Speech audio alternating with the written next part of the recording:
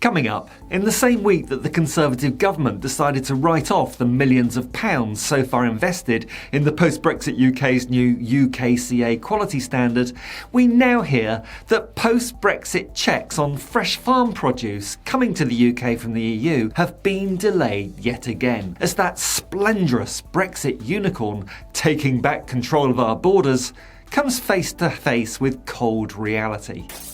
UK food producers have pointed out to the profligate and incompetent Rishi Sunak that the government's implementation of Brexit gives a free pass to EU competitors exporting to the unprotected UK, while all fresh food exports from the UK to the European Union face checks.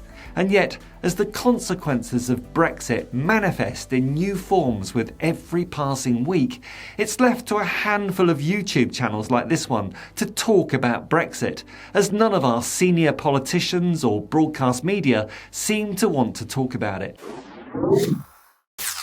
I'd really appreciate it if you'd hit the like button, subscribe, and above all, share a link to this video with your social media contacts.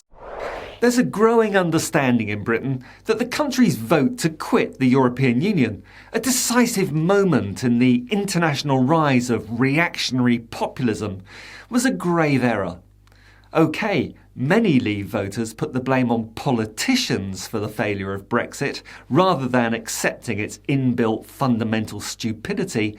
But either way, just as the experts that Leave voters had had enough of predicted, Brexit has led to inflation, labour shortages, business closures and travel chaos.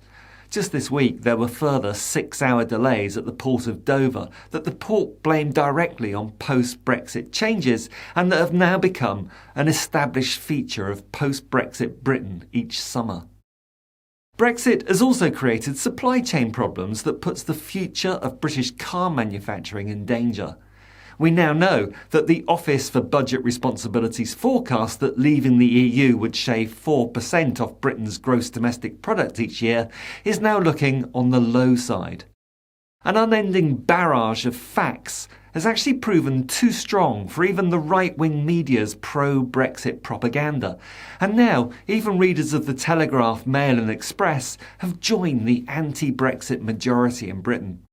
According to the latest YouGov polls, Britons say the country was wrong to vote to leave the EU by a majority of 57 to 32%, and that if a referendum was held today, 51% would vote to rejoin against only 32% who would vote to stay out. So much for the will of the people.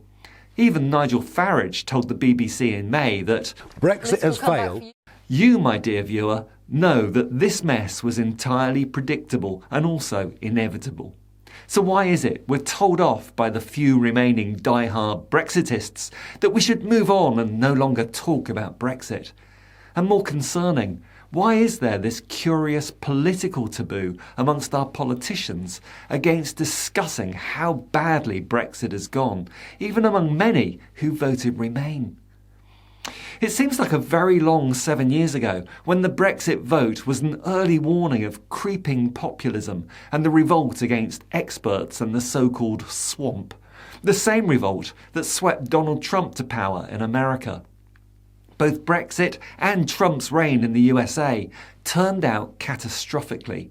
Both left their countries polarised and diminished their international standing. But while American media and politicians can't stop talking about Trump, in the UK we're scared to even mention the B word. It's not often I find myself agreeing with a Tory politician these days, particularly the one-man Taliban Appreciation Society Tobias Ellwood, but he is one Tory who has called out this all-pervasive commitment to avoid acknowledging the Brexit turd in the punch bowl. He said, "It's so toxic. People have invested so much time and pain and agony on this. It's like a wound that people want to avoid picking at." And it's not just his Tory colleagues. Things are no better in the Parliamentary Labour Party, with Starmer's meek strategy of carrying his electoral Ming vase to the other side of the ice rink without slipping, ruling out any reference to the toxic Brexit issue. The London Mayor, Sadiq Khan, is one of the few senior Labour figures who is more than happy to discuss the consequences of leaving the EU. He's described an omerta, or vow of silence, around Brexit. It's the elephant in the room, he says. Maybe slightly more polite than my turd in the punch bowl reference just now. Sorry about that. I'm frustrated that no one's talking about it.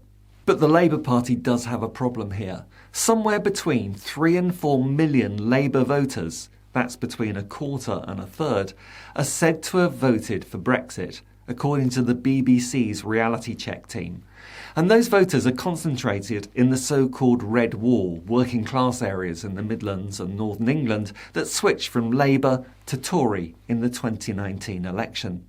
Many of those voters simply don't want to talk about Brexit because, although they now realise they made the wrong decision in the referendum, only 1 in 5 of them are ready to admit it, according to recent polls. In the comments below this video, you'll always get members of Idiot's Corner who say things like, "You lost, get over it," or "You Remainers are so boring, move on," or even members of the Flat Earth Society who dabble in politics in their spare time saying things like, "Brexit hasn't happened yet." But every time I read comments like these, it makes me happy, not just because it helps the YouTube algorithm, but also because these trolls clearly don't like the fact that Brexit is still being talked about, even if it's outside of broadcast media.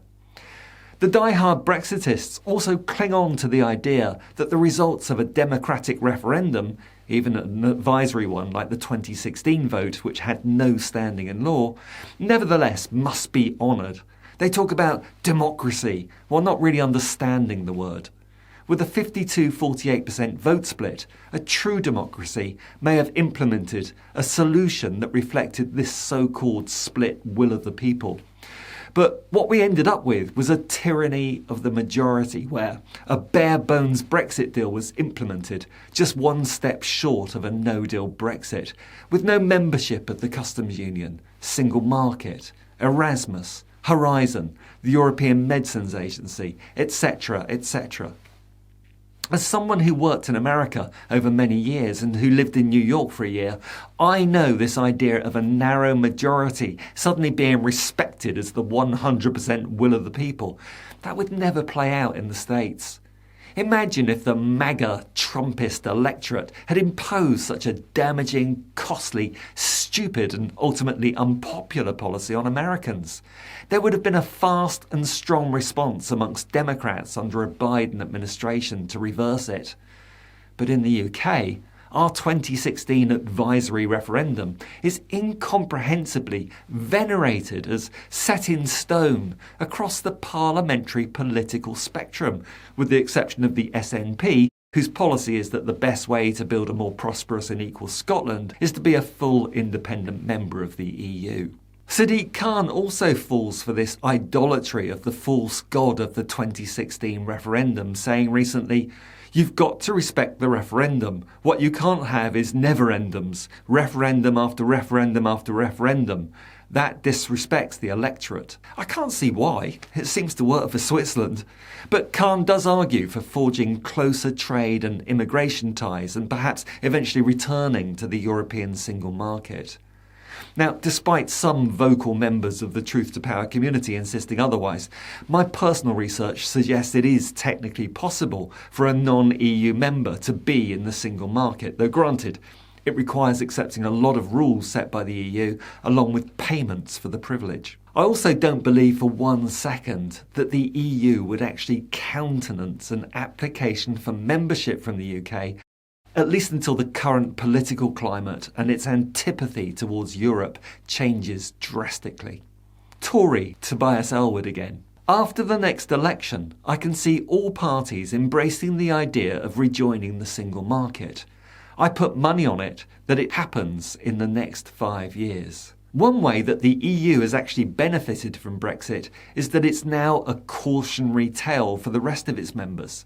Support for leaving the EU has declined in every member state for which data is available. Despite the delusions of the Brexitists, the EU is not about to collapse. And despite the technical recessions in Germany, Sweden and Latvia this year, the economies of these and every other country in the EU is set yet again to outperform the UK in 2023. The moral of this story is one that most Western countries seemingly have to continually relearn. Right-wing nationalist projects, be it Trumpism, fascism or Brexit, begin with promises of sovereignty, of taking back control and ignoring experts. They always end disastrously.